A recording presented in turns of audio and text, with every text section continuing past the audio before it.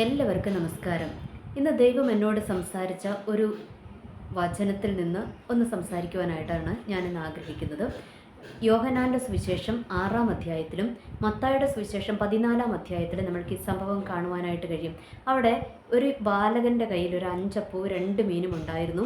അത് യേശുക്രിസ്തുവിൻ്റെ കരത്തിൽ കൊടുത്ത് യേശുക്രിസ്തു അതിനെ വാഴ്ത്തി അനുഗ്രഹിച്ച് വർദ്ധിപ്പിച്ചു കൊടുത്തുവെന്ന് നമ്മൾക്ക് കാണുവാനായിട്ട് കഴിയും. അതിൻ്റെ വചനഭാഗങ്ങൾ നമ്മൾക്കറിയാം.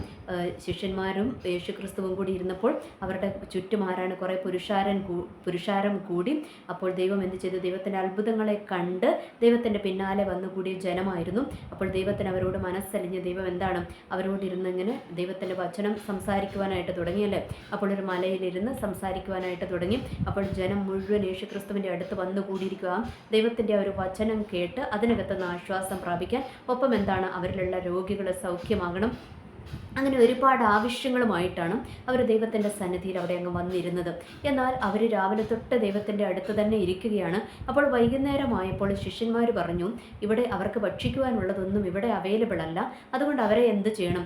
അവരെ ഇങ്ങോട്ട് ഗ്രാമങ്ങളിലോട്ടൊക്കെ ചെന്ന് അവരെ പറഞ്ഞയക്കണം. അപ്പോൾ എന്താണ് അവിടുന്ന് അവർ ഭക്ഷണമൊക്കെ വാങ്ങി കഴിക്കട്ടെ എന്ന് പറഞ്ഞു. അപ്പോൾ ദൈവത്തിന് അവരോട് മനസ്സലിവ് തോന്നി. യേശുക്രിസ്തു അവരോട് പറഞ്ഞു, ശിഷ്യന്മാരോട് പറഞ്ഞു, അവരെ അങ്ങനെ പറഞ്ഞയക്കേണ്ട, പകരം എന്താണ് അവർക്ക് നിങ്ങൾ ഭക്ഷണം കൊടുക്കാൻ പറഞ്ഞു. അപ്പോൾ ഈ ഭക്ഷണം കൊടുക്കാൻ നിങ്ങൾ കൊടുക്കുക എന്ന് പറഞ്ഞപ്പോൾ ശിഷ്യന്മാരെന്ത് വിചാരിച്ചു? അവരാകെ നിസ്സഹായരായി അല്ലേ. അവരവരുടെ നിസ്സഹായാവസ്ഥ പറഞ്ഞു. അവർ പറഞ്ഞു, കർത്താവ്, ഇവിടെ ആകെ എന്താണ് ഒരു കുഞ്ഞു ബാലൻ്റെ കയ്യിൽ ഒരു 5 അപ്പവും 2 മീനും ഉള്ളൂ. അപ്പോൾ ആ 2 അപ്പവും 5 അപ്പവും 2 മീനും മാത്രമേ ഉള്ളൂ എന്ന് പറഞ്ഞു. അപ്പോൾ ദൈവം പറഞ്ഞു, അതിങ്ങോട്ട് കൊണ്ടുവരാൻ പറഞ്ഞു. അപ്പോൾ അവരത് മേടിച്ച് യേശുവിൻ്റെ കരത്തിൽ കൊണ്ട് കൊടുത്തു. യേശു എന്ത് ചെയ്തു? അതിനെ വിശുദ്ധീകരിച്ച് വാഴ്ത്തി അനുഗ്രഹിച്ച് വർദ്ധിപ്പിച്ച് അവർക്ക് കൊടുത്തു എന്ന് നമ്മൾക്ക് കാണാമല്ലേ. അവിടെയുള്ള എല്ലാവർക്കും ഭക്ഷിച്ച് തൃപ്തിയാകുന്ന വിധത്തിൽ കൊടുത്തു. അതിനുശേഷം എന്താണ്? അതിനുശേഷം അവർ 12 കുട്ട നിറച്ചെടുത്തു എന്നും നമ്മൾക്കിവിടെ കാണുവാനായിട്ട് കഴിയും. അപ്പോൾ ഇവിടെ നിന്നും ദൈവം നമ്മളോട് സംസാരിക്കുന്നത് എന്താണ്? ദൈവത്തിൻ്റെ വചനം എന്താണ് പറഞ്ഞിരിക്കുന്നത് അല്ലേ. ദൈവത്തിൻ്റെ കരത്തിൽ കൊടുത്തു കഴിഞ്ഞപ്പോൾ അതിനെ വർദ്ധിപ്പിച്ച് തരുന്ന ഒരു ദൈവം, വർദ്ധിപ്പിച്ച് തരിക മാത്രമല്ല അതിനെ തൃപ്തിയാക്കി അല്ലേ, തൃപ്തി തരുന്ന ഒരു ദൈവം. വർദ്ധിപ്പിച്ചു, പിന്നെ തൃപ്തി തന്നു. മൂന്നാമത് എന്താണ്? അനേകർക്ക് കൊടുക്കുവാനായിട്ട് അത് ഉപകാരപ്പെട്ടു അല്ലേ. അപ്പോൾ ഓർക്കുക, ആ ബാലൻ്റെ കയ്യിൽ രാവിലെ തൊട്ട് ഇരിക്കുന്നതല്ലേ. അപ്പോൾ അവരെപ്പോഴാണ് വന്നതെന്ന് ടൈമൊന്നും രേഖപ്പെടുത്തിയിട്ടില്ലെങ്കിലും അവർ രാവിലെ തൊട്ടേ വന്ന് കുറേ നേരം കൊണ്ട് ദൈവത്തിൻ്റെ അടുത്തിരിക്കുകയാണല്ലേ. അപ്പോൾ ദൈവത്തിൻ്റെ അടുത്തിരുന്നപ്പോൾ ആ കുഞ്ഞിൻ്റെ കരത്തിലുള്ള അപ്പം എന്താണ്? അത് കുറച്ചൊക്കെ മോശമായിട്ടുണ്ടാകാം ചിലപ്പോൾ. അതെൻ്റെ ഒരു നിഗമനം ഞാനങ്ങ് പറയുകയാണ്. ചിലപ്പോൾ അത് കുറച്ചൊക്കെ ഇങ്ങനെ എന്താ പറയുക, മോശമായിട്ടുണ്ടാകാം, അതിൻ്റെ ഫ്രഷ്നെസ് ഒക്കെ പോയിട്ടുണ്ടാകാം. അതുപോലെ മീനിൻ്റെ അവസ്ഥയും അങ്ങനെയൊക്കെ തന്നെ ആയിരിക്കാം. അതുമല്ല, ഈ കുഞ്ഞെന്താണ്, ഈ ഒരു കുഞ്ഞുങ്ങളെ സംബന്ധിച്ചിടത്തോളം അവരെന്താണ്, അവർ കൊടുക്കുവാനായിട്ട് അങ്ങ് തയ്യാറാകുന്നവരല്ല അല്ലേ. അവരുടെ കയ്യിൽ എന്തെങ്കിലും ഉണ്ടെങ്കിൽ ആരെങ്കിലും മേടിക്കാൻ ചെന്നാൽ അവർ കൊടുക്കുമോ? പൊതുവേ കുഞ്ഞുങ്ങൾ അങ്ങനെ കൊടുക്കത്തില്ല. ചിലർ കൊടുക്കും, എന്നാലും അവരങ്ങനെ കുറച്ച് ബഹളമൊക്കെ വെക്കുന്ന കൂട്ടത്തിലാണ്. എന്നാൽ ഇവിടെ ആ ബാലൻ എന്താ ചെയ്തത്? ആ ശിഷ്യന്മാർ ചോദിച്ചപ്പോഴേ അതങ്ങ് കൊടുക്കുവാനായിട്ട് തയ്യാറായി. ഒന്നാമത്തത്. രണ്ടാമത്തത്, അവൻ്റെ കയ്യിലുള്ള അപ്പത്തിൻ്റെ അവസ്ഥയൊന്നും ആരും അവിടെ നോക്കിയില്ല. അവരെ കിട്ടിയത് കൊണ്ടുവന്ന് ദൈവത്തിൻ്റെ കരത്തിലോട്ട് കൊടുക്കുവാനായിട്ടിടയായി അല്ലേ. അപ്പോൾ പിന്നെ അടുത്തത്, ആ ബാലനെക്കുറിച്ച് പറയേണ്ട വേറൊരു കാര്യവും കൂടിയുണ്ട്. ആ കുഞ്ഞിനെ സംബന്ധിച്ചിടത്തോളം എനിക്ക് തോന്നുന്നു ആ കുഞ്ഞ് ഒത്തിരി സൈലൻ്റ് ആയ കുഞ്ഞാന്ന് തോന്നുന്നു. കാരണം നമ്മൾക്കറിയാം, ഇങ്ങനെ ഒരു പള്ളിയിലോട്ടൊക്കെ അല്ലേ പിള്ളേരെയൊക്കെ കൊണ്ടുപോകുന്ന അമ്മമാർക്കറിയാം, അവിടെ എന്താണ് ഇവർ കുറേ നേരമൊന്നും ഇരിക്കത്തില്ല. കുറച്ച് കഴിഞ്ഞ് കഴിയുമ്പോഴത്തേക്കും ഇവരാകെ ഇറിറ്റേറ്റഡ് ആകും അല്ലേ. ഇവർക്ക് ഭയങ്കര വിഷയങ്ങളാകും. വിഷയങ്ങളെന്ന് വെച്ചാൽ ഇവർക്ക് ഒന്നെങ്കിൽ പുറത്ത് പോകണം, ചൂച്ചു വെക്കണം, അങ്ങനെയൊക്കെയുള്ള കുറേ ആവശ്യങ്ങളൊക്കെ ഇവർ പറയും. അപ്പോൾ അമ്മമാർക്ക് അതിനെ എടുത്തുകൊണ്ട് പുറത്തോട്ട് പോകുന്നതൊക്കെ നമ്മൾക്കറിയാവുന്ന കാര്യമാണല്ലോ. അപ്പോൾ ഇവിടെയും എനിക്ക് തോന്നുന്നു ആ കുഞ്ഞ് സൈലൻ്റ് ആയിരുന്നു. കാരണം അവൻ അവിടെ വലിയ വിഷയക്കാരനായിരുന്നുവെങ്കിൽ ഈ അപ്പനും അമ്മയും നേരത്തെ തന്നെ അവനെ എടുത്തുകൊണ്ട് സ്ഥലം വിടുമായിരുന്നു. എന്നാൽ ഇവൻ വിഷയക്കാരനല്ല. ഇവൻ അവിടെ ഒരു നല്ല കുഞ്ഞായിട്ട് തന്നെ ദൈവത്തിൻ്റെ ആ ഒരു വചനം കേട്ടുകൊണ്ട് അവൻ അവിടെ ഇരിക്കുവാനായിട്ട് തയ്യാറായി. ഒന്ന്. ഇനി രണ്ടാമത്തത്, അവൻ്റെ കയ്യിലുള്ളത് അവൻ എന്താണ് കൊടുക്കുവാനായിട്ട് തയ്യാറായി. അപ്പോൾ അത് കൊടുത്ത് ദൈവത്തിൻ്റെ കരത്തിലോട്ട് കൊടുത്തു കഴിഞ്ഞപ്പോൾ ദൈവം എന്താ ചെയ്തത്? ദൈവം അതിനെ വാഴ്ത്തി അനുഗ്രഹിച്ച് വർദ്ധിപ്പിച്ച് എല്ലാവർക്കും കൊടുത്തു. എന്നിട്ട് തിന്നവരൊക്കെ തൃപ്തിയായി എന്ന് നമ്മൾക്കവിടെ കാണുവാനായിട്ട് കഴിയും. ഈ തൃപ്തി കിട്ടണമെങ്കിൽ എന്താണ്? ആ ദൈവത്തിൻ്റെ കരത്തിൽ കൊടുത്ത അപ്പത്തെ അതുപോലെ തന്നെ അല്ല കൊടുത്തതല്ലേ. കാരണം അതിന് കുറച്ച് പഴക്കമുണ്ട്. എന്നാൽ ദൈവത്തിൻ്റെ കരത്തിലോട്ട് അത് കിട്ടി, അതിനെ ദൈവം അത് വർദ്ധിപ്പിച്ചപ്പോൾ, അതിനെ വാഴ്ത്തി അനുഗ്രഹിച്ചപ്പോൾ എന്ത് സംഭവിച്ചു? എനിക്ക് തോന്നുന്നു അത് നല്ല ഫ്രഷായിട്ട് മാറിയല്ലേ. അപ്പോൾ ഈ ഫ്രഷായിട്ട് കിട്ടിയത് കൊണ്ടാണ് എന്ത് സംഭവിച്ചിരിക്കുന്നത്? അവർക്ക് തൃപ്തി വരുവാനായിട്ടിടയായത്. അല്ലെങ്കിൽ നമ്മൾക്കറിയാം, നമ്മളിപ്പോൾ വീട്ടിലാണെങ്കിലും നമ്മൾ എന്തെങ്കിലുമൊക്കെ ഭക്ഷണം കഴിക്കുമ്പോഴാണെങ്കിലും നമ്മൾക്കൊരു തൃപ്തി കിട്ടണമെങ്കിൽ എന്താണ്? അത് നല്ല ഫ്രഷായിരിക്കണം ഒന്നാമത്തതല്ലേ. രണ്ടാമത്തത് അതിന് നല്ല ടേസ്റ്റ് ടേസ്റ്റ് ഉണ്ടായിരിക്കണം, എങ്കിലേ നമ്മൾക്ക് എന്ത് വരത്തുള്ളൂ, നമ്മൾക്ക് തൃപ്തി വരത്തുള്ളൂ. ഇല്ലെങ്കിൽ ജസ്റ്റ് ഒന്ന് നമ്മൾ ആ ഒരു വിശപ്പടങ്ങാൻ വേണ്ടി കഴിച്ചു എന്ന് വരുത്തി തീർക്കത്തേ ഉള്ളൂ. എന്നാൽ ഇവിടെ അവർക്ക് എന്താണ്, അവർക്ക് തൃപ്തിയും ഉണ്ടായിരുന്നു, അവരുടെ വിശപ്പൊക്കെ അടങ്ങുവാനായിട്ടും ഇടയായി. അപ്പോൾ അതിൻ്റെ അർത്ഥം എന്താണ്, അത് നല്ലതായിട്ടല്ലേ ദൈവം അത് വർദ്ധിപ്പിച്ച് കൊടുത്തപ്പോൾ അത് നല്ല ഫ്രഷായിട്ട് കൊടുത്തു, നല്ല ടേസ്റ്റായിട്ട് കൊടുത്തു. അതുകൂടാതെ എന്താണ്, അവർക്ക് തൃപ്തിയോടെ അത് കഴിക്കുവാനായിട്ടും ഇടയായി. എന്ന് വെച്ചാൽ ഒരുപാട് അവർക്ക് വേണ്ടുന്നത്, ആവശ്യമുള്ളത് അവർക്ക് കഴിച്ചാലല്ലേ നമുക്ക് തൃപ്തി കിട്ടത്തുള്ളൂ. ആ ആവശ്യമുള്ളത് തന്നെ അവർക്ക് കിട്ടുവാനായിട്ടും ഇടയായി എന്നുള്ള കാര്യം നമ്മൾക്കിവിടെ കാണുവാനായിട്ട് കഴിയും. പിന്നെ എന്താണ്, പിന്നെ നമ്മൾക്ക് അവിടെ നിന്ന് മനസ്സിലാകുന്ന കാര്യമുണ്ട്, ഈ ബാലകൻ്റെ കയ്യിൽ 5 അപ്പവും 2 മീനും ഉണ്ടായിരുന്നുള്ളൂ. ഇവൻ അത് കൊടുത്തില്ലായിരുന്നെങ്കിൽ എന്ത് പറ്റുമായിരുന്നു, അത് അവന് മാത്രം ആ ഒരു പഴകിയ അപ്പവും 2 മീനും കഴിച്ചങ്ങ് തൽക്കാലം ഒരു ആശ്വാസം പ്രാപിക്കുവാനായിട്ട് പറ്റത്തുണ്ടായിരുന്നുള്ളൂ അല്ലേ.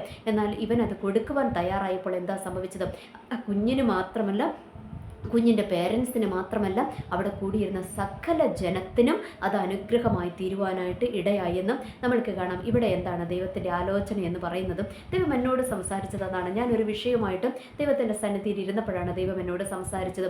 അപ്പോൾ ഞാൻ ആ വിഷയം സമർപ്പിച്ചപ്പോൾ ദൈവം എന്നോട് പറഞ്ഞത് ഈ ഒരു വചനമാണ് എന്നോട് ഇടപെട്ടത്. അതിൻ്റെ അർത്ഥം എന്താണ്, നമ്മളുടെ കരത്തിലുള്ളത് അല്ലേ, അത് ചിലപ്പോൾ ഇച്ചിരിയേ കാണത്തുള്ളൂ, അതെന്തുമാകട്ടെ, അത് കുറച്ചേ ഉള്ളുവെങ്കിലും നമ്മളത് ദൈവത്തിൻ്റെ കരത്തിലോട്ടും അങ്ങ് ഏൽപ്പിച്ചു കൊടുക്കണം. നമ്മൾ അതുകൊണ്ട് എന്താ പറയുക, തൃപ്തിപ്പെട്ട് അവിടെ ഇരിക്കുവാനായിട്ട് ഇടയാകരുത്. നമ്മൾ എന്ത് ചെയ്യണം, അത് ദൈവത്തിൻ്റെ കരത്തിലോട്ട് അങ്ങ് ഏൽപ്പിച്ചു കൊടുക്കണം. അത് എന്തുമാകട്ടെ, നമ്മളുടെ ജോലി വിഷയമായിരിക്കാം, ചിലപ്പോൾ നമ്മൾ നന്നായി പഠിച്ചു, നമ്മൾ പ്രതീക്ഷിക്കുന്ന ഒരു ജോലി ആയിരിക്കുകയല്ല നമ്മൾക്ക് കിട്ടിയതല്ലേ. ഇനി രണ്ടാമത് എന്താണ്, നമ്മൾ പ്രതീക്ഷിക്കുന്ന ഒരു സാലറി ചിലപ്പോൾ കിട്ടിയെന്ന് വരത്തില്ല. ഇനി അതുമല്ലെങ്കിൽ നമ്മളുടെ വിദ്യാഭ്യാസം, നമ്മൾ ആഗ്രഹിച്ച ഒരു വിദ്യാഭ്യാസത്തിനോട്ടല്ല നമ്മൾ നീങ്ങിയതല്ലേ. ചിലപ്പോൾ നമ്മൾ ആഗ്രഹിച്ച കോഴ്സൊന്നും ആയിരിക്കില്ല നമ്മൾക്ക് കിട്ടിയിരിക്കുന്നത്, നമ്മൾ ആഗ്രഹിച്ച സ്കൂളോ കോളേജോ ആയിരിക്കത്തില്ല നമ്മൾക്ക് കിട്ടിയത്. 2 മൂന്നാമത്തത് എന്താണ്, നമ്മളുടെ ആരോഗ്യം അല്ലേ, ആരോഗ്യത്തിൻ്റെ അവസ്ഥയും പരിതാപകരമായിരിക്കും. നമ്മൾ ആഗ്രഹിക്കുന്നത് പോലെ നമ്മൾക്ക് മുന്നേറുവാനായിട്ട് കഴിയുന്നില്ല, ജോലി എടുക്കുവാൻ കഴിയുന്നില്ല. നമ്മളുടെ ആരോഗ്യത്തിൻ്റെ അവസ്ഥയും പരിതാപകരമാണ്. ഇനി അടുത്തത് എന്താണ്, നമ്മളുടെ സാമ്പത്തികത്തിൻ്റെ അവസ്ഥ, അതും ഭയങ്കര പരിതാപകരമായിട്ടിരിക്കുകയാണ്.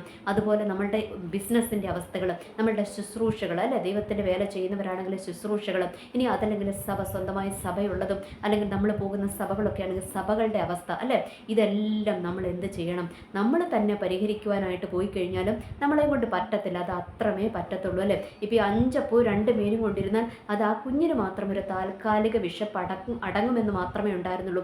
എന്നാൽ അത് ദൈവത്തിൻ്റെ കരത്തിലോട്ട് കൊടുത്തപ്പോൾ എന്താ സംഭവിച്ചത്, അത് ഫ്രഷായി നല്ല ടേസ്റ്റായി, അതുപോലെ തന്നെ എന്താണ്, അത് തൃപ്തി വരുവാനായിട്ടിടയായി. അത് മാത്രമോ, അത് ആ കുഞ്ഞിന് മാത്രമാണ് ഉപകാരപ്പെട്ടത് അല്ല, അതവിടെ കൂടിയിരുന്ന സകലർക്കും, അത് ആവശ്യക്കാർക്കെല്ലാം അത് തൃപ്തിയോടെ കൊടുക്കുവാനായിട്ട് ഇടയായി എന്ന് നമ്മൾക്ക് മനസ്സിലാക്കുവാനായിട്ട് കഴിയും.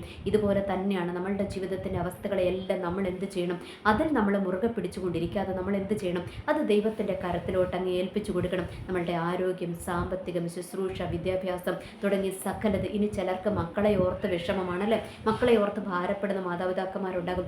ഈ കൊച്ച് എത്രയാണെങ്കിലും എന്താ ഇതങ്ങ് ശരിയാകുന്നില്ലല്ലോ, ഇത് ഞാൻ എത്ര പ്രാർത്ഥിച്ചിട്ടും ഉപവസിച്ചിട്ടും ഇത് ദൈവപാതയിലോട്ട് വരുന്നില്ലല്ലോ, ഇത് വേറെ വഴികളിലൂടെയൊക്കെയാണല്ലോ സഞ്ചരിക്കുന്നത് എന്നൊക്കെ ഓർത്ത് ഭാരപ്പെടുന്ന മാതാപിതാക്കന്മാരുണ്ടാകും. അപ്പോൾ ഇതൊക്കെ നമ്മൾ എന്ത് ചെയ്യണം, ദൈവത്തിൻ്റെ കരത്തിലോട്ട് അങ്ങ് ഏൽപ്പിച്ചു കൊടുക്കണം. ദൈവത്തിൻ്റെ കരത്തിലോട്ട് ഏൽപ്പിച്ചു കൊടുത്തു കഴിയുമ്പോൾ എന്താ സംഭവിക്കുന്നത്, ദൈവം അവിടെ അതിനൊരു മാറ്റം വരുത്തും. ഇവിടെ ഈ അപ്പത്തിൻ്റെ അവസ്ഥ അങ്ങനെയായിരുന്നു അല്ലേ, അവിടെ അത് പറഞ്ഞിട്ടില്ല എങ്കിൽ കൂടെ നമ്മൾക്ക് മനസ്സിലാകും അത് ആ അപ്പം എന്താണ്, പഴയ അപ്പം ഫ്രഷായിട്ട് മാറി. അതുപോലെ തന്നെ ഇവിടെ എന്താണ്, ഈ അവസ്ഥകളെയൊക്കെ ദൈവം അങ്ങ് മാറ്റിയിട്ട് അതൊരു നല്ല അനുഗ്രഹിക്കപ്പെട്ട അവസ്ഥയാക്കി മാറ്റും. അതുകൂടാതെ എന്താണ്, അത് നമ്മൾക്ക് മാത്രമല്ല നമ്മളുടെ ചുറ്റുമുള്ള അനേകർക്കത് അനുഗ്രഹമാകത്തക്കവണ്ണം ദൈവം അതിനെ വർദ്ധിപ്പിച്ച് വാഴ്ത്തി അനുഗ്രഹിച്ച് തരുമെന്നുള്ളൊരു യാഥാർത്ഥ്യം നമ്മൾ മറക്കാതിരിക്കുക. കാരണം ഇത് ദൈവത്തിൻ്റെ വചനമാണ് കേട്ടോ. ദൈവത്തിൻ്റെ വചനം ആര് പറയുന്നു, ഞാൻ വലിയ അതിവിശുദ്ധിയോ വലിയ സുവിശേഷ പ്രസംഗകയോ ഒന്നുമല്ല, എങ്കിലും നമ്മൾ ആര് പറയുന്നു എന്നൊന്നും നമ്മൾ നോക്കണ്ട, നമ്മൾ അതങ്ങ് ഏറ്റെടുത്താൽ മതി, നമ്മൾ വിശ്വസിച്ചാൽ മതി. അപ്പോൾ എന്ത് ചെയ്യും, ഈ വിശ്വാസം നമ്മളുടെ ഉള്ളിൽ വന്നു കഴിയുമ്പോൾ എന്ത് ചെയ്യും, ആ വിശ്വാസം ക്രിയ ചെയ്യുവാനായിട്ട് ഇടയാകും അല്ലേ. അപ്പോൾ വിശ്വാസം ക്രിയ ചെയ്ത് കഴിയുമ്പോൾ എന്താ സംഭവിക്കുന്നത്, അത് നമ്മൾ ആഗ്രഹിച്ച കാര്യം സംഭവിക്കുവാനായിട്ട് ഇടയാകും. അത് ദൈവത്തിൻ്റെ ഒരു പാറ്റേൺ ആണെന്നുള്ളൊരു യാഥാർത്ഥ്യം നമ്മൾ തിരിച്ചറിയുക. അതുകൊണ്ട് എന്തുമാകട്ടെ, നമ്മുടെ ആത്മീയ വിഷയങ്ങളും നമ്മൾക്ക് പ്രാർത്ഥിക്കുവാനായിട്ട് കഴിയുന്നില്ല, അല്ലെങ്കിൽ നമ്മൾ ആഗ്രഹിക്കുന്ന അത്രയും നമ്മൾക്ക് പ്രാർത്ഥിക്കുവാൻ കഴിയുന്നില്ല, നമ്മൾക്ക് ഉപവസിക്കുവാനായിട്ട് പറ്റണില്ല, ഇതൊക്കെ എന്ത് ചെയ്യണം? നമ്മൾ ദൈവത്തിൻ്റെ കരത്തിലോട്ട് അങ്ങ് ഏൽപ്പിച്ച് കൊടുത്താൽ മതി. ഇനി നമ്മൾക്ക് ഒരുപാട് അധ്വാനിക്കണം, ഏതാണ്ടൊക്കെ ചെയ്യണമെന്ന് നമ്മൾക്ക് ആഗ്രഹമുണ്ട്, പക്ഷേ നമ്മളുടെ ആരോഗ്യം അതിന് അനുവദിക്കുന്നില്ല. ഇങ്ങനെയൊക്കെയുള്ള സിറ്റുവേഷനൊക്കെ വന്നു കഴിയുമ്പോൾ നമ്മൾ എന്ത് ചെയ്യണം? എല്ലാം ദൈവത്തിൻ്റെ കരത്തിലോട്ട് അങ്ങ് ഏൽപ്പിച്ച് കൊടുക്കുക. നമ്മളുടെ ബിസിനസ് നല്ല രീതിയിൽ മുൻപോട്ട് പോകുന്നില്ല, അല്ലെങ്കിൽ ലോസാണ്, അതിനകത്ത് മുഴുവൻ നഷ്ടങ്ങൾ സംഭവിച്ചുകൊണ്ടിരിക്കുകയാണ്. ഇതൊക്കെ നമ്മൾ എന്ത് ചെയ്യണം? ദൈവത്തിൻ്റെ കരത്തിലോട്ട് ഏൽപ്പിച്ച് കൊടുക്കണം. നമ്മളുടെ കുടുംബത്തിൻ്റെ അവസ്ഥകൾ, കുടുംബത്തിൻ്റെ സമാധാനം, നമ്മളുടെ പേരൻസിൻ്റെ അവസ്ഥ, അവരുടെ ആരോഗ്യം, അതൊക്കെ ഈ ദിവസങ്ങളിൽ നമ്മളെ അല്ലേ? നമ്മളുടെ പേരൻസിനൊക്കെ പ്രായമായി വരുന്നു. അപ്പോൾ അവരുടെ ആരോഗ്യത്തെ ഓർത്തൊക്കെ നമ്മൾക്ക് ഒത്തിരി ടെൻഷൻസൊക്കെ ഉണ്ട്. ഇതൊക്കെ നമ്മൾ ടെൻഷൻ അടിച്ചാൽ എന്താണ്? ഒന്നിനും മാറ്റം വരുവാനായിട്ട് കഴിയത്തില്ല. അല്ലെങ്കിൽ നമ്മളുടെ കയ്യിലുള്ളത് കൊണ്ട് നമ്മളങ്ങ് ഒതുങ്ങിക്കൂടുവാനായിട്ട് നിന്നാൽ എന്താണ്? അത് നമ്മൾക്കും തൃപ്തി തരത്തില്ല, മറ്റുള്ളവർക്കും അത് അനുഗ്രഹമാകത്തില്ല. അതുകൊണ്ട് നമ്മൾ എന്ത് ചെയ്യണം? നമ്മൾ ദൈവത്തിൻ്റെ കരത്തിൽ അങ്ങ് ഏൽപ്പിച്ചു കൊടുക്കുക. എന്തുമാകട്ടെ ദൈവത്തിൻ്റെ കരത്തിലോട്ട് അങ്ങ് ഏൽപ്പിച്ചു കൊടുക്കുക. ഓർക്കുക, ദൈവത്തിൻ്റെ അടുത്ത് വന്ന ആ ജനത്തിനെ അല്ലേ ദൈവം അവരെ വെറും കൈയോടെ പറഞ്ഞയച്ചു? ഇല്ല, അവരെ തൃപ്തിയാക്കി കൊടുക്കുക ചെയ്തല്ലേ. അവർക്ക് വേണ്ടുന്ന ആത്മീയ ഭക്ഷണവും ദൈവം കൊടുത്തു, അതുകൂടാതെ അവർക്ക് വേണ്ടുന്ന ഭൗതിക ഭക്ഷണവും ദൈവം കൊടുത്തു അല്ലേ. അതുകൂടാതെ അനുഗ്രഹങ്ങളെല്ലാം ദൈവം കൊടുത്തു. കാരണം ഇവർ ദൈവത്തിൻ്റെ അത്ഭുതങ്ങൾ കണ്ടിട്ടാണ് ദൈവത്തിൻ്റെ പുറകെ വന്നതല്ലേ. ദൈവം കൊടുക്കുന്ന എന്താ പറയുക, രോഗസൗഖ്യം, ഇതെല്ലാം കണ്ടിട്ടാണ് ഇവരെന്ത് ചെയ്തത്? ദൈവത്തിൻ്റെ പുറകെ കൂടിയത്. അപ്പോൾ ഇവരുടെ ആവശ്യങ്ങൾ അറിഞ്ഞ് ദൈവം അവർക്ക് വേണ്ടിയിട്ട് വേണ്ടുന്നതെല്ലാം ചെയ്തു കൊടുത്തു എന്നും നമ്മൾക്ക് മനസ്സിലാക്കുവാനായിട്ട് കഴിയും. അതുകൊണ്ട് നമ്മളുടെ ദൈവം ആരാണ്? നമ്മളുടെ ദൈവത്തിൻ്റെ കരം ഇന്നും കുറുകിപ്പോയിട്ടില്ല. ആ ദൈവം സർവശക്തനായ ദൈവമാണല്ലേ. അവിടുത്തെ കരം എന്താണ്? കുറുകിപ്പോയിട്ടില്ല. ആ ദൈവം ഇന്നും ജീവിക്കുന്ന ദൈവമാണ്. അല്ലാതെ ചത്ത് മണ്ണടഞ്ഞു പോയ ഒരു ദൈവത്തെ അല്ല നമ്മൾ ആരാധിക്കുന്നത്. മരിച്ചുയർത്തെഴുന്നേറ്റ ഒരു ദൈവത്തെയാണ് നമ്മൾ ആരാധിക്കുന്നത്. അതുകൊണ്ട് നമ്മൾ എന്ത് ചെയ്യണം? എല്ലാം നമ്മുടെ ദൈവത്തിൻ്റെ കരത്തിലോട്ട് അങ്ങ് ഏൽപ്പിച്ചു കൊടുക്കുക. നമ്മളിലോട്ട് തന്നെ ഒതുങ്ങിപ്പോകാതെ നമ്മൾ ദൈവത്തിൻ്റെ കരത്തിലോട്ട് ഏൽപ്പിച്ചു കൊടുക്കുവാൻ തയ്യാറാകുമ്പോൾ ദൈവം അതിനെ വാഴ്ത്തി അനുഗ്രഹിച്ചിട്ട് എന്താണ്? അത് നമ്മൾക്കും തൃപ്തിയാക്കും, മറ്റുള്ളവർക്കും തൃപ്തിയാക്കുന്ന വിധത്തിൽ ദൈവം നമ്മൾക്ക് തരുവാനായിട്ടിടയാകും. ഓർക്കുക, നമ്മളുടെ ദൈവം ആരാണ്? ഒരു വർധനവിൻ്റെ ദൈവമാണല്ലേ. അല്ലാതെ കുറച്ച് കളയുന്ന ദൈവമല്ല. ദൈവം തരുന്ന ഒരു അനുഗ്രഹം ദൈവം അത് മടക്കിയെടുക്കുന്ന ദൈവമോ അത് കുറച്ച് കളയുന്ന ദൈവമോ അല്ല. ചിലപ്പോൾ അത് വളർച്ചയില്ലാതെ മുരടിച്ചിരിക്കും. അതെന്തുകൊണ്ടാണ്? അതിനാവശ്യമുള്ളതൊന്നും നമ്മൾ കൊടുക്കാതിരിക്കുമ്പോഴെന്ന് വെച്ചാൽ ദൈവത്തിൽ ആശ്രയിക്കാതിരിക്കുമ്പോഴാണ് ചിലപ്പോൾ ദൈവം തന്ന അനുഗ്രഹങ്ങൾ ഇങ്ങനെ ഒരു മുരടിച്ചിരിക്കുന്ന ഒരവസ്ഥ നമ്മളുടെ ജീവിതത്തിൽ വരുന്നത്. അതുകൊണ്ട് നമ്മൾ എന്ത് ചെയ്യണം? അത് ദൈവത്തിൻ്റെ കരത്തിൽ ഏൽപ്പിച്ചു കൊടുക്കുവാനായിട്ട് തയ്യാറാകണം. അപ്പോൾ ഇതാണ് ദൈവം ഇന്ന് എന്നോട് സംസാരിച്ചത്. അത് ഞാനിന്ന് നിങ്ങളുമായിട്ടൊന്ന് ഷെയർ ചെയ്യുകയാണ്. കാരണം ദൈവത്തിൻ്റെ വചനം എന്ന് പറയുന്നത് ഒരാൾക്ക് വേണ്ടിയിട്ട് മാത്രമുള്ളതല്ലേ. ദൈവത്തിൻ്റെ വചനം എല്ലാവർക്കും വേണ്ടിയിട്ട് ദൈവം എഴുതിപ്പിച്ചിരിക്കുന്നതാണ്. അതുകൊണ്ട് നമ്മളത് ഏറ്റെടുക്കുന്നത് പോലെ ഇരിക്കും. നമ്മളത് ഏറ്റെടുക്കുക, നമ്മളത് വിശ്വസിക്കുക, നമ്മളങ്ങ് കൺഫസ് ചെയ്യുക എല്ലാ കാര്യങ്ങളും. അപ്പോൾ ദൈവം എന്താണ്? കൺഫസ് ചെയ്യുക എന്ന് വെച്ചാൽ ഞാൻ പറഞ്ഞത് നമ്മളുടെ ജീവിതത്തിൻ്റെ അവസ്ഥകളെയും കൂടെ നമ്മളൊന്ന് ഏൽപ്പിച്ചു കൊടുക്കണം. കുറവുകൾ, പോരായ്മകൾ എല്ലാം നമ്മളങ്ങ് ഏൽപ്പിച്ചു കൊടുക്കണം. അപ്പോൾ ഒരു വിശുദ്ധ ജീവിതം നയിക്കുവാനുള്ള ഒരു കൃപ, അതുപോലെ തന്നെ ആത്മീയ ജീവിതത്തിൻ്റെ, ഭൗതിക ജീവിതത്തിൻ്റെ ഒരു അനുഗ്രഹത്തിൻ്റെത് എല്ലാം ദൈവം നമ്മൾക്ക് തരും. നമ്മൾക്കും നമ്മുടെ കുടുംബത്തിനും അല്ലെ. ആ കുഞ്ഞിനെ സംബന്ധിച്ചിടത്തോളം ആ കുഞ്ഞിന് അനുഗ്രഹമായും അവൻ്റെ പേരൻസിന് അനുഗ്രഹമായും അവിടെ കൂടിയിരുന്ന സകല ആൾക്കാർക്കും അനുഗ്രഹമായി അല്ലേ. എന്നിട്ട് അവിടെ കൊണ്ടും തീർന്നോ? ഇല്ല, 12 കൊട്ട നിറച്ചും ഒരു ബാലൻസ് പെറുക്കിയെടുക്കുവാനായിട്ട് ഇടയായി. അപ്പോൾ അതെന്താണ്? എനിക്ക് തോന്നുന്നു അത് ഓരോ ശിഷ്യന്മാർക്കും ഓരോ കുട്ട വീതം കിട്ടുവാനായിട്ടിടയായി അല്ലേ. അപ്പോൾ ഇതാണ് ദൈവത്തിൻ്റെ അനുഗ്രഹം എന്ന് പറയുന്നത്. ഓർക്കുക, ദൈവത്തിൻ്റെ അനുഗ്രഹം എന്ന് പറയുന്നത് ഒരു ലിമിറ്റേഷൻസ് ഉള്ളതല്ല. അത് അതിരുകളെ വിസ്താരമാക്കുന്ന ദൈവമാണ് നമ്മളുടെ ദൈവം. അതുകൊണ്ട് ആ ദൈവത്തിൽ നമ്മൾ ഈ ദിവസങ്ങളിൽ പൂർണ്ണമായി വിശ്വസിക്കുക. ദൈവത്തിൻ്റെ വചനം നമ്മൾ ഏറ്റെടുക്കുക, വചനത്തിൽ നമ്മൾ സംതൃപ്തി കണ്ടെത്തുക, വചനത്തിൽ നമ്മൾ വിശ്വസിക്കുക. അത് നമ്മളുടെ ജീവിതത്തിൽ ക്രിയ ചെയ്യുക തന്നെ ചെയ്യും. എനിവേ, എല്ലാവർക്കും നല്ലൊരു ദിവസം ആശംസിക്കുന്നു. നന്ദി, നമസ്കാരം.